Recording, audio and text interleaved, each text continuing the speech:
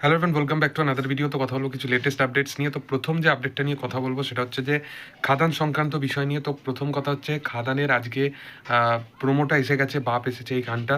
তো এই গানটার প্রোমোটা কেমন হলো সেটা নিয়ে কথা বলবো। তো প্রথম কথা, এই গানটা প্রমোশনাল ভিডিও হিসাবে তারা এই গানটাকে শ্যুট করেছে, পুরো দেখে বোঝা যাচ্ছে। কারণ দেবের যে লুকটা সেটা এখন কারেন্ট লুকটার সাথে ম্যাচ খাচ্ছে, এবং এই ভিডিওটা তারা পরবর্তী টাইমে হয়তো বানিয়েছে, যেটা দেখে বোঝা যাচ্ছে। এবার এই গানটা কিন্তু সত্যি কথা বলতে আরেকটু যদি আগে আসতো আরও বেটার হতো। এই ছবিটা যেখানে যেখানে প্রমোট হবে, প্রমোশন করতে যাচ্ছে তারা, সেখানে সেখানে কিন্তু এই গানটা কিন্তু বিশালভাবে ফাটবে। কারণ গানটা যেরকম ব্যাকগ্রাউন্ড স্কোর এবং গানটাকে যেভাবে ইউটিলাইজ করা হয়েছে, এবং ছবিতে যেখানে যেখানে এই গানটাকে ইউজ করা হবে সেটা কিন্তু ব্যাপক হতে চলেছে। এবং এর সাথে সাথে এই গানটার যে ভিডিও সংটা হবে সেটাও কিন্তু দুর্দান্ত হবে। তার পিছনে রিজন হচ্ছে, এখানে দেবকে সেই পুরনো টাইমের যেরকম কাইন্ড অফ আমরা সেই রকম গান ছিল, যেখানে ওই খোকাবাবু কাইন্ড অফ যে প্রমোশনাল যেরকম ইভেন্ট টাইপের যে গানগুলোকে বানানো হতো, সেই টাইপের গানগুলোকে শ্যুট করা হয়েছে, যেটা দেখে বোঝা যাচ্ছে এখানে দেব বসে আছে এবং অনেকগুলো ক্রু তার সাথে বসে আছে, এবং তাকে মানে তার এই এখন কারেন্ট লুকটাতে তাকে ব্যাপক লাগছে। বা ওই যে চারিদিকে ফায়ার আছে এবং দেব সেখান থেকে হেঁটে আসছে, ওই দুটো ক্লিপস হেভিভাবে ইউজ করা হয়েছে। এবং 1 ঘন্টা আগেই যেটা বললাম যে ক্রুয়ের সাথে বসে আছে, যেটা দেখে বোঝা যাচ্ছে যে ভিডিও সংটায় কিন্তু একটা প্রমোশনাল ভিডিও হিসাবে তারা কিন্তু এই গানটাকে লঞ্চ করবে, এবং গানের যে হুক লাইনটা সেটাই দুর্দান্ত ছিল। আচ্ছা, এরপরের যেটা বিষয় নিয়ে কথা বলবো সেটা হচ্ছে যে এই কিছুদিন আগেই ইন্ডিয়ান আইডলে সন্দীপ রেড্ডি ভাঙ্গা অ্যাজ এ গেস্ট হিসাবে আসে, এবং সেখানেতে তাকে ওই যে অ্যানিম্যালের কিছু দৃশ্য আছে, যে জিনিসটা নিয়ে অ্যাকচুয়ালি অনেক প্রবলেম বা অনেক কন্ট্রোভার্সি হয়েছিল, যেখানে সে একটা মেয়েকে জুতো ছাড়তে বলছে, সেই বিষয় নিয়ে সন্দীপ রেড্ডি ভাঙ্গার সাথে কথা হয়, এবং জাভেদ আখতারের বিশেষত বিষয় নিয়েও অনেক কিছু কোশ্চেনিং করা হয়।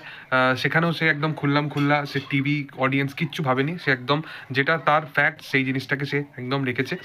এই ব্যাপারটা বা এই বিষয়টা, এই এত কোশ্চেনিং, আজকে অ্যানিম্যাল রিলিজ হয়ে গেছে 1 বছর, তারপরেও সেই মানুষটা যখন টিভি শোজে সেই জিনিসটাকে সেলিব্রেট করতে যাচ্ছে, তাকে সেটা একটা কন্টেস্টেন্টের থ্রু দিয়ে সেই জিনিসটাকে কোশ্চেনিং করা। অ্যাকচুয়ালি কোশ্চেনিং তো পুরো মেকার্স বা পুরো চ্যানেল তাদের তরফ দিয়ে বা টিআরপি সোর্স জেনারেট করার জন্য এই বিষয়গুলো থাকে।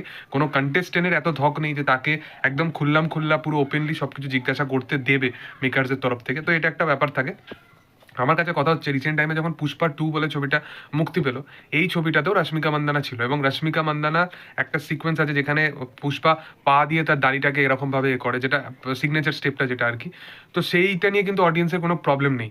মানে একটা যখন একটা পুরুষ যখন একটা মহিলার পায়ের কাছে এসে এরকম সিগনেচার স্টেপটা দেয় বা সেই জিনিসগুলোকে ভালোবাসা দেখায়, সেই জিনিসগুলোকে নিয়ে কিন্তু অডিয়েন্সের বিশেষত কোনো প্রবলেম নেই, সেই জিনিসগুলো নিয়ে কোনো নেই।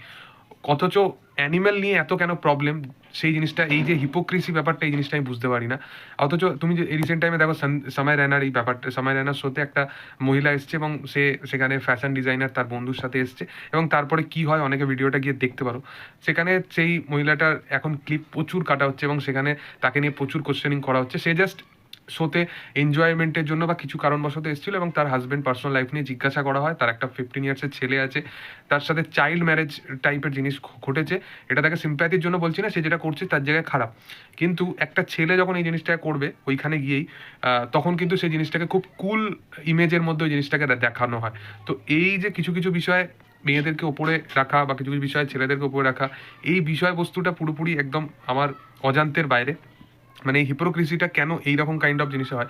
কিছু কিছু জিনিসে তুমি দেখবে যে একটা বড় ধরো রিয়ালিটি শো বা এরকম কাইন্ড অফ কিছু দেখলে, যেখানে একটা বিবাহিত মানুষ, তার অলরেডি ডিভোর্স হয়ে গেছে, কিন্তু সে গেছে এবং সেখানে গিয়ে সে তার হয়তো ছেলে আছে বা বাচ্চা আছে, যাই থাকুক না কেন, সে পরবর্তী টাইমে কারোর সাথে লাভ অ্যাফেয়ার হচ্ছে, এবং তার সাথে সে পরবর্তী টাইমে ম্যারেজ হচ্ছে বা কিছু হচ্ছে। সেই জিনিসগুলোকেও কিন্তু অডিয়েন্স আলাদা পার্সপেক্টিভে দেখবে, কিন্তু ওখানে যদি একটা মেয়ে থাকে, আবার তাকে আবার অন্য নজরে দেখা হবে, যে সে কী করে, তার একটা ছেলে হয়ে গেছে তারপরেও সে সেখানে গিয়ে আবার একজনের সাথে প্রেম করতে পারে। তো এই থিঙ্কিংগুলো থেকে আমাদের বেরিয়ে আসতে হবে, আমার মনে হয় এটা। তোমাদের কি বক্তব্য অবশ্যই কমেন্ট সেকশনে জানাতে পারো এই বিষয়বস্তুটা নিয়ে। আর ভিডিও যদি ভালো লেগে থাকে অবশ্যই লাইক শেয়ার সাবস্ক্রাইব করে দিও। Thank you all, by.